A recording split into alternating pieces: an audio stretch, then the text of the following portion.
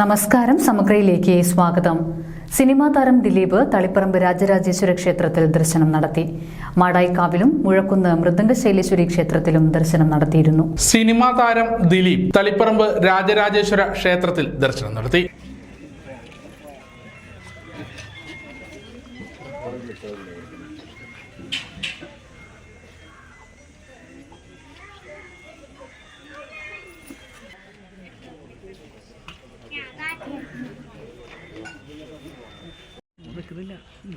അല്ല അങ്ങനെ